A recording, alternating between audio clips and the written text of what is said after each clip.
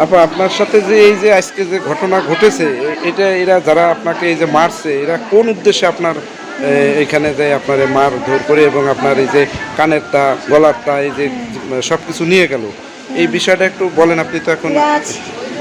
আমি রান্না করতেছি, রান্না করার ভিতরে আমি ও জায়গাতে আমি একা থাকি, আমি দেখে ফালায় উঠছি, উঠা পরে কষি কি আপনারা কোন ফিলে ঢুকলেন, কষি কি ঢুকছি কি এই ফিলে যে তোর কাছে কইতে হবি, এই কয়ে রান্নাঘরের ভিতরে ধুইয়ে আগে 10 বটি, তারপরে বটি দইরে আমারে জোড়াজুড়ি করতেছি, আমার গলায় পোষ দেবে, পোষ দেওয়ার পরে আমি সরাইছি, সরানোর পরে আমার চিপার ভিতরে ফেলাইয়ে বুহি আমার আঁঠু বাঁধাইয়ে তারপরে আমার পাইতে বাউ রয়েছে এখানে বসে হয়েছে, বুহি তুলে পাড়া দেশে, তারপরে কানেরটা চেন সব ছিঁড়ে নিয়ে গেছে, আইসলো আমার একেবারে মাইরে ফেলানোর জন্য।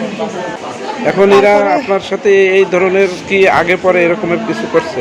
আগে পরে আইসে আমার হুমকি হামকি দিয়েছিল, দোকানে এসে লোকজন নিয়ে এসেছিল, বাটুর দুয়ার একটা লোক নিয়ে এসেছিল, তারপরে আমি বলছি যে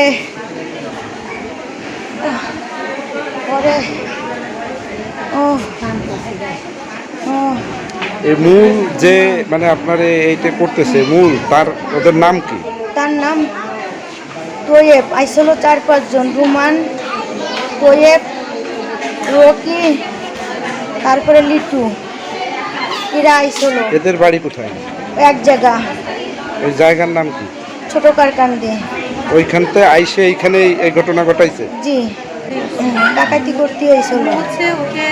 তারপরে মাল জিনিস ব্যানে উঠবি, আমি তাড়াতাড়ি আমি ছেড়ে কান্দে কাটে ঘরের ভিতরে ঢুকছি, ওরা ব্যান আনতে গেছে, এর ভিতরে আমি রুমে ঢুকে দরজা লাগাই দিছি, তারা দরজা নিয়ে টুকাটুকি করছে, পরে পাশের বাসে এক দলে না আছে তারে ডাইকে আনছে, ডাকতে ডাকতে তারা ভয়তে বেরোয় না, কলা গাছের ভিতর পলাই রয়েছে, পরে কছি কি তোরা আয় আমারে মারিয়া লাইলো, ডাকাত ঢুকছে, তারপরে মেলা সময় পর আইছে, এই 3 মাস ধরে কারেন্ট নাই, কুরবানির আগে কাটছে। ম্যাডামরা আমি বলি কি আমি একা একা এনে থাকি, আমার কোনো নিরাপত্তা নাই, আপনারা লোক রাখেন আমি চলে যাই, যখন একটা বলবো আমার বোনও বলছে যে আমার বোনের কোনো নিরাপত্তা নাই, আমি এখান থেকে নিয়ে যাব। পরে আমার বোনরে ফোন দিছে আমার অবস্থা ভালো না তুই আয়, তখন আমার বোন ডাকাতে আসছে, আর পাশের বাসার লোকজন আমার বাইরে ফোন দিচ্ছে, আমার ভাই এসে আমার হাসপাতালে ভর্তি করছে। আপনার নাম হচ্ছে কি? আমার নাম রুকসানা। ওইখানে কি আপনি একাই থাকেন না আপনি কি চান এখন? আপনি কি চান যে ওইখানে আপনি থাকবেন না ওইখান থেকে যাবেন? আর যারা আপনার এই যে আক্রমণ করলো এদের বিচার চান? জি, আমি এর উচিত বিচার চাই, সুস্থ বিচার চাই, আমার প্রতি অবিচার হয়েছে, আমার তো খুন করে বেলাইতো। যে ওইখানে আপনি যে সিকিউরিটি দিচ্ছেন কিন্তু আপনার সিকিউরিটি কে দেবে? সেটা কি ম্যাডাম দিবে? আমার কোনো সিকিউরিটি। এটা কখন ঘটছে? 1টার সময় আমি রান্না করতেছি সেই সময়। এখন আপনার বোন তো এখানে আছে, আসলে তো আমরা দেখতে পাচ্ছি যে সে খুবই অসুস্থ, আপনি কি চান যে আপনার বোন ওইখানে এইভাবে নিরাপত্তা সিকিউরিটি ছাড়া থাকুক? কারণ আমার বোনের ওখানে আসলে সিকিউরিটি নাই, সে ওখানে থাকবে কি করে? মালিকের ছোট ভাই ওনাকে আমি বলছি যে ভাইয়া ওখানে তো আমার বোন ওখানে সেফ নাই, ঠিক আছে, তার কোনো নিরাপত্তা নাই, তারা যে কোনো সময় সে মার্ডার করতে পারে, এরকম ঝুঁকিপূর্ণ কাজ এর আগেও হয়েছে, ঠিক আছে। আমি এই কথা বলার পরে সে বলছে যে কোনো সমস্যা নাই আপনি থাকেন।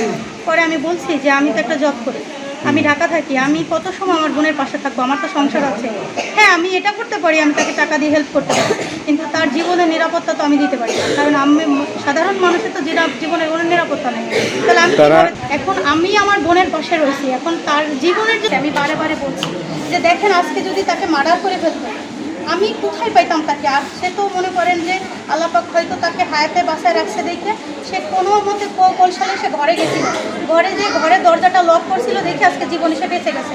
এখন তার তো জীবনের নিরাপত্তা নেই, সে সেভাবে অন্যের নিরাপত্তা কীভাবে দেবে?